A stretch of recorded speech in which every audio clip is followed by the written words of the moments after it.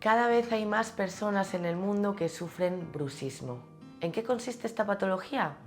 El bruxismo es un hábito oral que consiste en rechinar, chirriar o apretar los dientes de forma involuntaria. Esto puede producir fracturas dentales y la pérdida de hueso o encía. Además, también ocasiona dolores musculares e incluso lesiones en la articulación de la mandíbula, produciendo también dolores de cabeza, cervicales y de oído.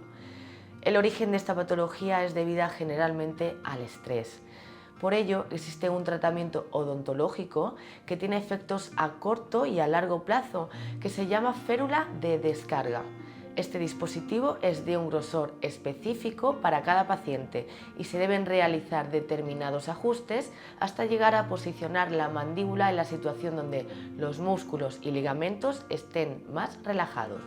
Si la férula posee estos condicionantes, es cuando realmente puede ser efectiva.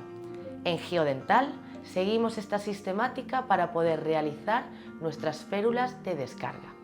Te invitamos a conocernos. Nos puedes encontrar en nuestras clínicas de El Palmar, Redován y Rojales para atenderte y resolver cualquier duda que tengas. Sonríe, estás en buenas manos.